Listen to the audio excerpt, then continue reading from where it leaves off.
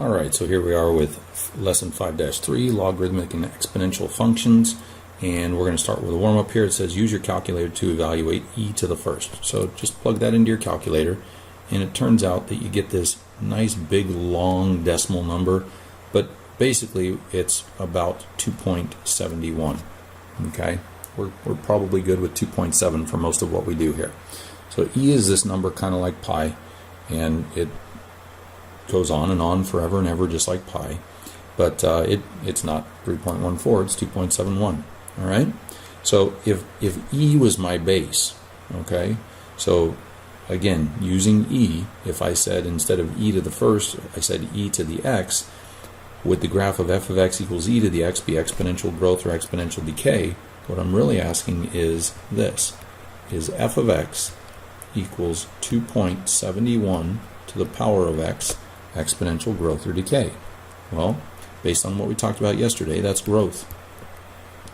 And it's growth because the base value, all right, the base value of e, okay, so again, I'm talking about 2.71, but we're going to call it e. The base value of e is greater than 1. Okay?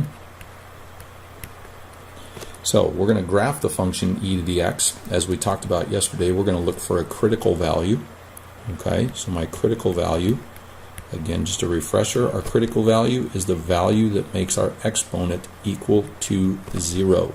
So my critical value in this case is x equals 0. That's this value right here in my t-chart. All right. Now if I plug 0 into the function, I get e to the 0 power, and anything to the 0 power is 1 except 0. We've already plugged in e to the first into our calculator, so e to the first was 2.7. I'm just going to round to 1 decimal here.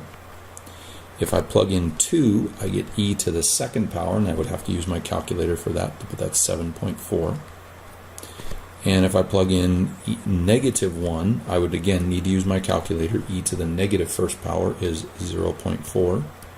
And e to the negative second power is 0.1. So you can see that as x gets bigger across the top row, my y values get bigger across the bottom row. Exponential growth. Okay?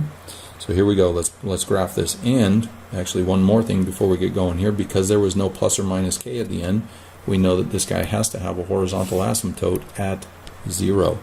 So again, the x-axis is going to be my horizontal asymptote at y equals 0. All right. So negative 2 we're at 0.1, negative 1 we're at 0.4, at 0 we're at 1, at 1 we're at 2.7, and at 2 we're at 7.4, right about there. All right. So you can see again that the points go up as x gets bigger, and again this is an example of exponential growth. Now we've already talked about the asymptote here, but an asymptote is a line that a graph approaches as the value of a variable. In this case, most of the time we're talking about x. So as the value of x becomes extremely large or small. Now as x gets bigger, in this case, moves to the right, my graph gets much bigger. So there is no horizontal asymptote to the right, but that doesn't matter. On the left side of my graph, as x gets smaller, my graph gets closer and closer and closer and closer to y equals 0. Okay? So as x goes to negative infinity, y goes to 0, and this tells us there is a horizontal asymptote at y equals 0. All right? Now, the next part says graph f inverse of x. And this may be the first time we've seen this notation in this class. So f inverse, the little notation up here, the exponent of negative 1 means the inverse of f of x. The inverse of f of x. All right? It doesn't mean this is not an exponent up here. That negative 1 is simply mathematical notation that says graph the inverse. Well, how do you graph the inverse if you've never done that before? Okay, let's get a different color here. We'll graph it in a different color. All right, I'm going to take off some of this stuff over here. To graph an inverse, what we want to do is we want to switch the values of x and y in the t-table. Okay, so that t-table that I have up here, I'm simply going to rewrite it, x and y, and I'm going to switch them. I'm literally going to take the x's, put them where the y's were, and take the y's and put them where the x's were. So this is going to be -2, -1, 0, 1, and 2, and then the y values on top, 0.1, 0.4, 1, 2.7, and 7.4. And we're going to graph these. That was easy, wasn't it? All right, so here we go. 0.1, -2. 0.1, -2 is going to be right about here. 0.4, -1 is going to be right about here. 1, 0 is going to be right about here. 2.7, 1 is going to be right about here. 7.4, 2 is going to be right about here. Now, it kind of looks like the graph of a square root function, but it is not, because as I come up and over the top, it's going to continue over like a square root function does, but as I come further to the left, it's going to hug the x-axis. And so this graph is the graph of f inverse of x, and it has a place where it is getting closer and closer to the y-axis right here. It comes up and hugs the y-axis. I might have said x earlier, but this is y, obviously. Okay, so this graph actually has a vertical asymptote at x equals 0. Now I want you to look back. If my original graph in orange has a horizontal asymptote at y equals 0, and I can find an inverse by switching the values of x and y, if I switch the value from y equals 0, and I switch the y with the x, then my new asymptote becomes x equals 0. And so my inverse function has an asymptote at the same value, only now it's x equals instead of y equals. All right? All right. See, that was easy. Pretty cool, huh? Not too shabby. All right. So a logarithm, we're going to talk about logarithms today. A logarithm is the value, a logarithm value is the exponent to which a base must be raised in order to obtain a given value. What does that mean? Okay. So I'm going to look at the notation and I'll read the sentence over here. So if you look at the notation here, it says log, and then you got a little subscript here of 2, and then 8 equals 3. What does that mean? Okay. What this is saying is the logarithm, or the log with base of 2, okay, so that's my little subscript, we call that log base 2, of 8 is 3. Well, what does that mean? It means if I took the base of 2, okay, that's what the little arrow is pointing to, if I took the base of 2 and I raised it to the third power, I would get the value of 8. So literally, if we could punch this into our calculator, if we were to punch in log base 2 of 8, the calculator is going to say your exponent is 3. In other words, if I take 2 and raise it to the third power, that's what gives me 8. Okay? So that's what a logarithm tells us. All right? Let's see here. So there's some different logarithms that we need to talk about here. The most, what we call a common logarithm, is a base of 10. Okay? And we could write it as log base 10 of x. Okay? So just like we wrote log base 2 of 8 back here, this had a base of 2. There's a what we call the common log. It has a base of 10, so we could write it log base 10 of x. But because we call this the common log, we just write it as log of x. the 10 is implied. Okay, so anytime you see a log by itself, it's the same as log base 10. The natural logarithm is a base e logarithm.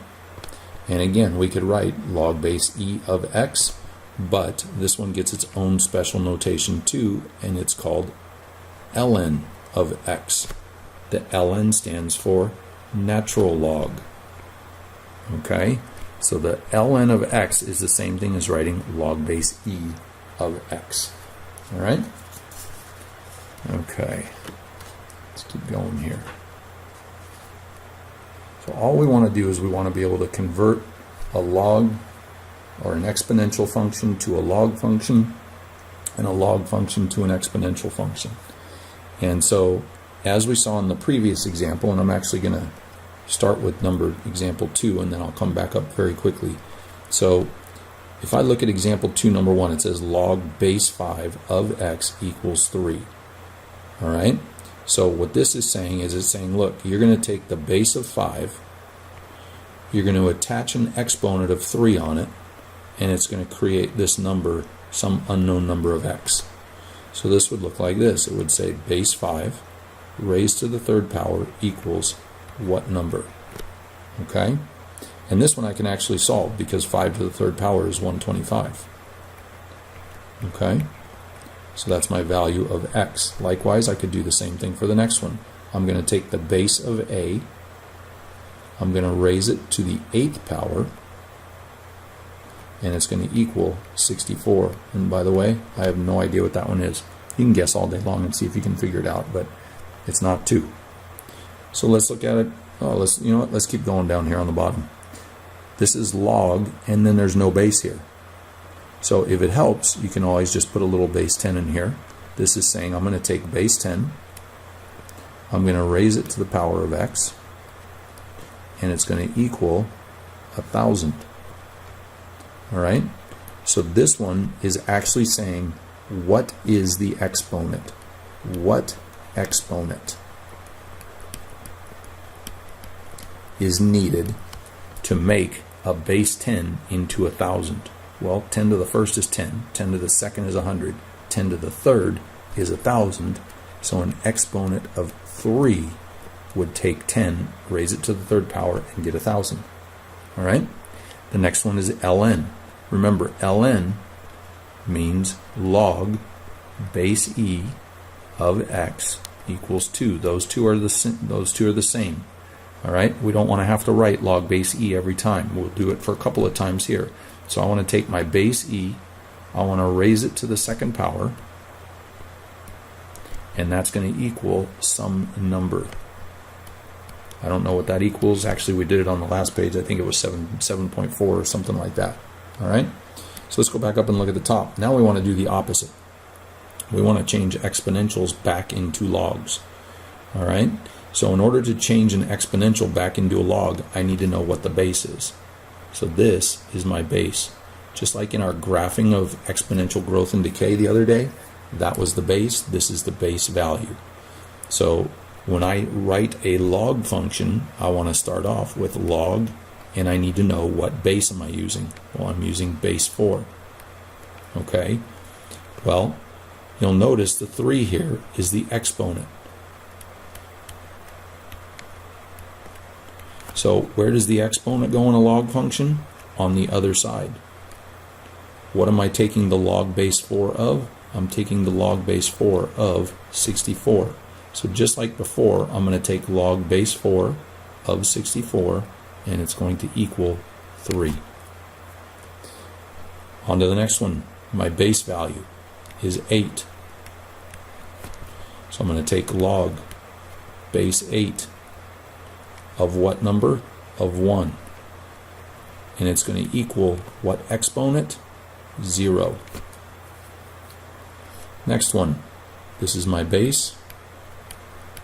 This is my exponent. So I'm going to take log base 9 of 9, and it's going to equal the exponent of 1. All right? Basically what we're saying here is 9 to the first power is equal to 9. All right? Next one. This is log base 10 of 100 equals the exponent of 2. I'm going to raise 10 to the second power. It's going to equal 100. The other way to write this is simply log 100 equals 2. Remember, we don't need the base 10 in there. All right? So I would encourage you to turn off the video, try the rest of these on your own, see what you come up with. The next one is log base e of x equals 3. You will never see this notation anywhere other than here. This is natural log, or ln of x equals 3. Those two mean the same thing. Look at the next one. I got a fractional value from my base. This is log base 1/2 of 1/8, and it's going to equal the exponent of 3 right there. Next one, log base e. Log base e of 30 equals x, or better yet, ln of 30 equals x. Next one, log base 10. Log base 10 of whatever number this is right here, 1000000 equals 6, which is better written as log 1000000 equals 6. Don't need to show the base 10 in there. Alright, back down to the bottom row. Again, if you didn't shut off the video, I would encourage you to do that. Try some of these on your own. So this is log base 7, and I want to write it as an exponential. So again, we need to remember that this is the base. So in my exponential, I'm going to start with the base. I'm going to raise 7.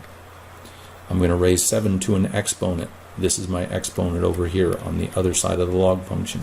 7 to the power of x equals 1/49. Well, how do you make 7 to the power of x equal to a fraction? Well, forget the fraction for a minute. Just look at 49. 7 to what power equals 49? Well, that would be x equals 2. How do I get the 49 to flip over? I make my exponent a -2. So x would have to equal -2 to be true. My next one, again, if it helps, throw the base of 10 in there. This is 10 to the -4th power. I'm going to raise 10 to the -4th power, and that's going to equal x. Well, what is 10 to the -4th power? 10 to the -4th power says move the decimal back 4 places. Well, if I do that, that's once, twice, 3, 4 times. I need some zeros in here, so this would be 0.001 equal to x. Alright? Now the next one doesn't have an equal sign, but it's got to equal something because it's got to equal some exponent. Remember, a log is an exponent. What do we use for the exponent? We usually use the value of x. So I'm going to take base 3 again. This is my base. I'm going to raise it to my exponent, which is x, and it's going to equal 81. Well, 3 to what power equals 81? X would have to be 4 in order for that to work. ln of e, okay? If I don't see an x, I can put one in there. So this is log base e of e equals x. Well, what does that mean? It means I'm going to take the base e, I'm going to raise it to the exponent of x, and it's going to equal this number e. Well, how do I get e to the something equal to e? Well, if x was equal to 1, this would be e to the first equals e, so x has to equal 1. Alright? Next one, log base 10. Well, why did I say base 10? Because it's the invisible base right here. So, equal to x. So I take 10. I raise it to the power of x. It equals 10. Well, this would have to be 10 to the first, so this would have to equal 1. Okay? Next one, set it equal to x. Log base 8. So I take the base of 8. I raise it to the power of x. And lo and behold, it equals 8. So that means that x would have to equal 1. Starting to see a pattern here? I'm going to take log base 4. I'm going to take the base. I'm going to raise it to x. it's going to equal 4. So x has to be 1. All right? So look at the problems here. Look at these first three. The base and the number next to it are exactly the same. Log base 10 of 10, log base 8 of 8, log base 4 of 4. They all equal 1. All right? But look at the next one. ln. Well, this is log base e of e to the second power. So does this equal 1? Let's find out. Let's make it equal to x. This is e to the power of x. E to the power of x equals not 2, it equals e squared. How do I make e to the x equal to e squared? Well, x would have to equal 2. So it didn't equal 1, it actually equaled 2 this time. All right, next one. This is log base 10. We'll set it equal to x. I'm going to take the base of 10. I'm going to raise it to the power of x. What's it going to equal? It's going to equal 10 to the third. Well, that means x would have to be equal to 3. Next one, set it equal to x. Take the base of 5. Raise it to the power of x. Set it equal to the number next to the base. That's 5 squared. So x would have to equal 2. Next one, got a guess as to the answer? Let's see if you're right. This is base 2 raised to the power of x equals 2 to the 8th. Base 2 raised to the power of x equals 2 to the 8th. Did you guess 8? Then you are correct. My last one, can you guess what the answer is? Let's do it. Set it equal to x. What's the base for ln? It's base e raised to the power of x equals e to the 10th. Did you guess 10 for the answer? Then you were correct. All right. What is the answer to a log when the base is the same as the number next to the log? All right. If you only look at the first row that we can see right now, check out this first row. Log base 10 of 10, we said that was equal to 1. Log base 8 of 8, we said that was equal to 1. Log base 4 of 4, that was equal to 1. But all of a sudden, log base 10 of 10 didn't equal 1. All of a sudden it equaled 3. And then log base 5 of 5 squared didn't equal 1, it equaled 2. Log base 2 of 2 to the 8th did not equal 1, it equaled 8. Log base e of e to the 10th did not equal 1, it equaled 10. So if the base and the number next to the base are the same, then the answer is the exponent. The answer is the exponent on the number next to the base.